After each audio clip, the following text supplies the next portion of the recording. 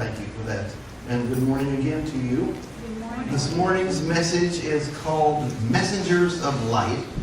We find the foundation of this in the second letter that Paul wrote to the Corinthians in the 4th chapter, verses 5 through 12. Remember, the message is not about us. We're proclaiming Jesus Christ, the Master. We're messengers. That's all. Errand runners for Jesus, for others. We're nothing special other than taking the good news of Jesus Christ to the world. That's how Paul starts out the passage for this morning. Let me share it with you.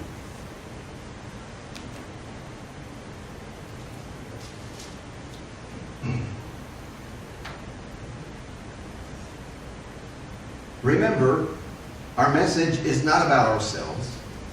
We're proclaiming Jesus Christ the Master. All we are messengers, errand runners from Jesus for you. It started when God said, "Light up the darkness," and our lives filled up with lights as we saw and understood God in the face of Christ. All bright and beautiful. If you only look at us, you might well miss the brightness.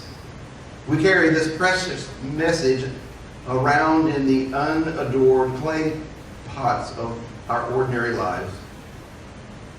That's to prevent anyone from confusing God's incomparable power with us. As it is, there's not much of a chance of that. You know for yourselves that we're not much to look at. We've been around, battered, troubled, but we're not demoralized. We're not sure what to do, but we know that God knows what to do. And we've been spiritually terrorized, but God hasn't left our side. We've been thrown down, but we haven't broken. What they did to Jesus, they do to us. Trial and torture, mockery and murder. What Jesus did among them, He does in us. He lives. Our lives are at constant risk for Jesus' sake, which makes Jesus' life all the more evident in us. While we were going through the worst, you're getting in on the best. It is the Word of God for the people of God. Thanks be to God. Thanks be to God. Paul says it to them. We carry this precious message around in unadored clay pots. Well, I tease often that the best thing that ever happened to this body is clothes. But Paul kind of agrees that we all have these clay pots, and not all of them are beautiful. Even the beautiful ones think they're not. And so, what is this precious message anyway? And if it is so precious, why in the world would God put it in a clay pot? We speak of treasures. We speak of storage containers. And maybe it would help if we pool our thoughts together, that we might compare notes. I'm wondering if we weren't in God's house right now. How would we react to this kind of a message on the outside? Which is kind of like saying, how would the people react when we share that treasure of God with people who are not? Because you see, carriers of a treasure are different than seekers of treasures. I have just a couple of stories to share with you this morning that might bring it to light, that might help you as you leave this place to remember that the message from God is the good news of Jesus Christ. A little bit different than treasure seekers, but none less valuable.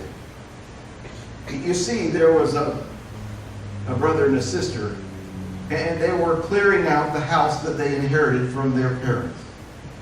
And they were just about finished. All the furniture was gone out of the bottom, and the treasures that they had were moved away and saved and split, and the only thing left to go through was the attic. Well, they climbed up the stairs to the attic. They looked around. Most of it, they decided would go in the dumpster. Except, wait a minute, there's this vase. This urn of some kind. Clay, no, not clay. Ceramic, maybe. Painted, maybe different. Nice looking. I wonder if it's worth anything. They lived in West London, and so there was a company there called Bainbridge Auction House, and it was right around the corner. So they went down to talk to someone and see if they would take care of it for them. Maybe there was some value to it. So they left it with the auctioneer. He called them the next day and he said, "Are you sitting down?" And they said, "Yes." "Are you calling about our vessel?" And he says, "Yes, it turns out that this is a 18th century Qing dynasty vase." He called it a vase. I think that's different than the vase. When it gets to be important like that, I think it changes from a vase to a vase. He says it's probably worth somewhere around $2 million.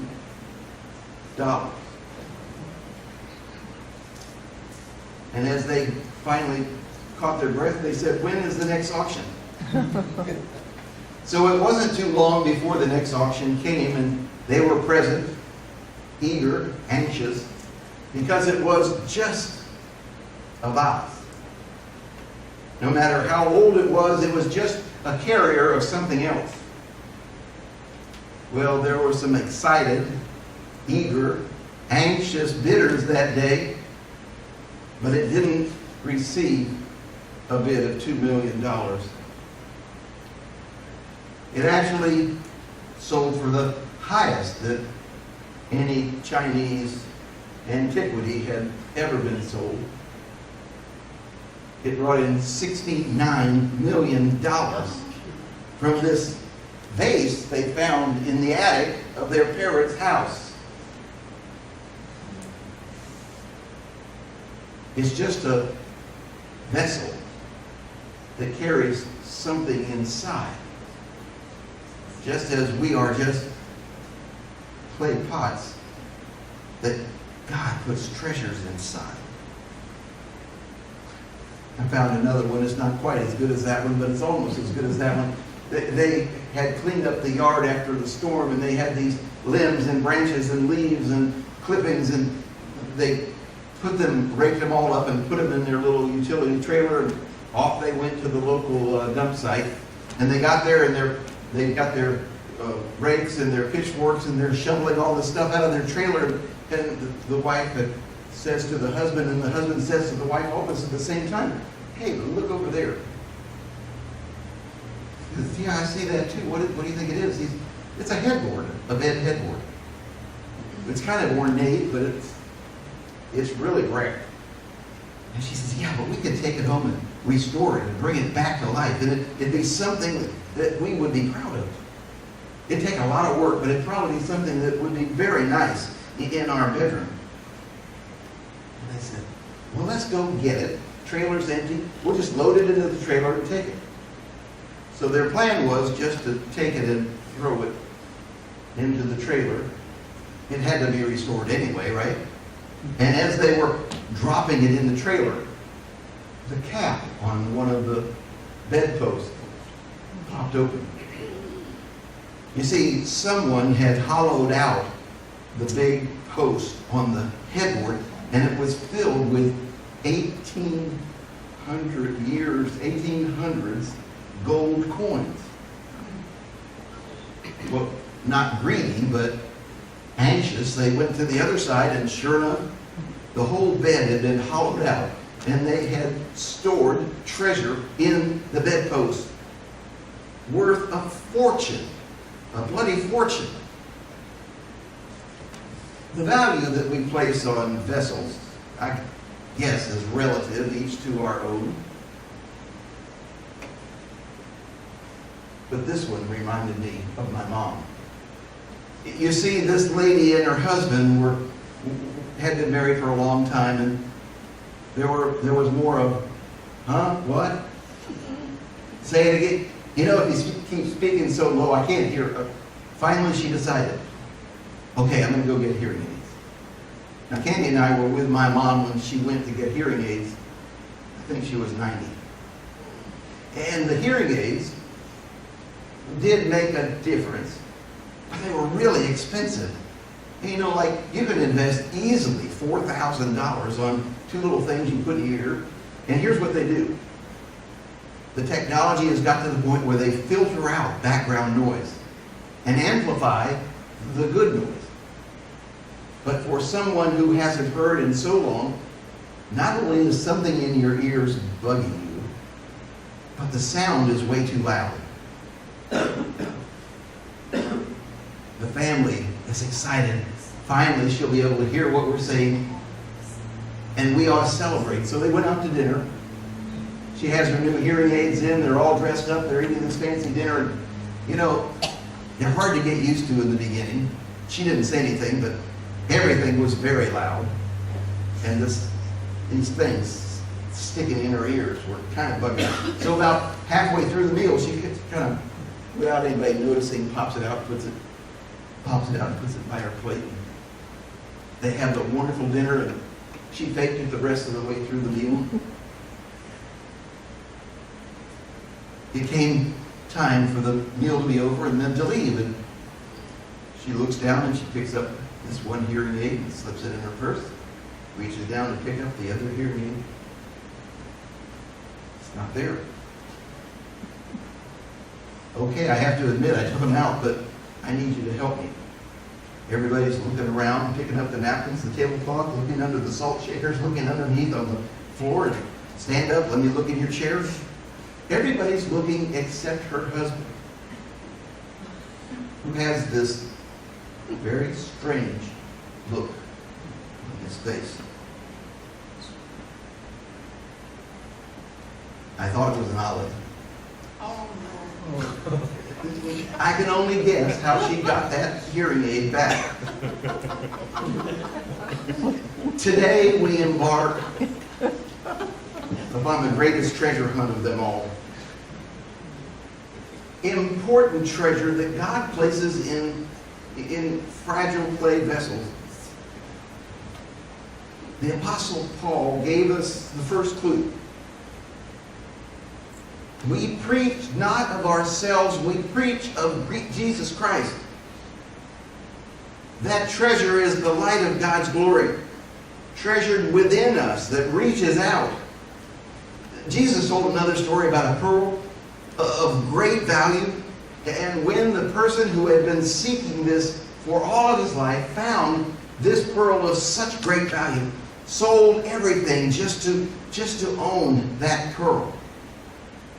You see, that's the kind of treasure that God places in these fragile clay vessels. It was just a pearl. About 250 years ago, there was a writer named Jacques Rousseau. A little bit of wisdom for us to take with us. Jacques claimed, true wealth does not mean that we have everything. You see, every time we yearn for something we cannot afford, we grow poorer. Every time we feel satisfied with what we have, we can be counted as rich. Truth is, the treasure the apostle speaks of inside. But we can deal with whatever the world throws at us on the outside. Life is hard and sometimes even cruel. But with this treasure, adversity cannot conquer us. You've all heard of David Jeremiah, the one that advertises for us as Turning Point. He wrote a book some years ago called A Bend in the Road. to address that life has its own direction. In 1994, David Jeremiah was diagnosed with lymphoma cancer. He had surgery and everything was fine. 4 years later, that cancer came back. He followed up with cell transplant therapy. He writes that life is troubling at best. Without adequate resources, we become lost. Even in despair, the Apostle Paul, with the light of the knowledge of God's glory, was always a conqueror. And if anybody knew the meaning of the world trying to beat you down, the world trying to take over who you are, it was the Apostle Paul. Paul's treasure was not found looking in as much as it was looking up to the one who is the source of all life. Amen. Life control is not about inner peace as it is our encounter with God, the Father, and God the Son, certainly God the Holy Spirit. But it's not like the Beach Boys sang Good Vibrations. It's truly a result of soul-searching prayers. So you ask, how do we find this treasure that Paul talks about? First, we must understand that nothing outward can satisfy the needs and cravings we experience inward. Next, what makes this treasure so valuable is that even when God places it in these fragile clay vessels, if we have it within, we can deal with whatever life throws at us. Finally, our treasure hunt is not an inward or outward search. You see, we are God's treasure holders. Yes. Those fragile clay vessels. It was some time ago, Episcopal priest William Fry talked of an encounter that he had early on in his ministry. He had an opportunity to volunteer to read the Bible to a seminary student who was blind. Once a week he would join, and they would sit together and read scripture so that he would be able to do the work of the taxing work of seminary. And it was this relationship, this bond that started happening, that the student then opened up to the priest, and he said, so do you mind sharing with me how it is that you became blind? He says, I was 13 years old and we were in chemistry class and there was this explosion. And I haven't seen anything since. And he says, I went into this deep despair and thought, why me? Why would anything this bad happen to anyone? And why would God allow it to happen to me? And he said, I kind of got the answer to those prayers. He says, you see, my dad came into my room. I was sulking, laying in bed, thinking there was no value to me at all now that the biggest part of my life was gone. And he said, today before I come home, I need you to put the storm windows on the house. There's a storm coming through, and make sure you have it done by the time I get home tonight. And he left. You can imagine, teenager in his room, blind, feeling sorry for himself. The world doesn't understand me. And now my dad wants me to put storm windows on. Was a boy from Florida. I don't even know what a storm window is, but I think it's something you put on the outside of a window and lock it in so the storm can't hit the windows. So this young man found his way out into the garage and he counted them with his fingers. Yes, there's one for every window. And he took them and he drugged them out to the side of the house, and then he had to go back in, find around until he found a ladder. He got the ladder, he puts all these things up, and by the end of the day, he had accomplished putting storm windows on their house. All the time he was doing it, he was grumbling to himself about, I'll probably fall off the ladder and then I'll be paralyzed and blind.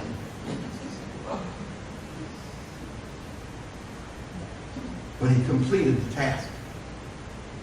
He put the storm windows on the house. What he found out later. What he found out later was that his dad was never more than 4 feet away from him. And so it is with God. Storing these treasures within us. Life-dealing, life-changing power. It is the treasure we seek. It is the treasure we need. It is from God. And it makes life endurable. Because sometimes life is crazy. Sometimes life is scary. And all the time life is uncertain. But with that treasure, life is. And all the children said, Amen.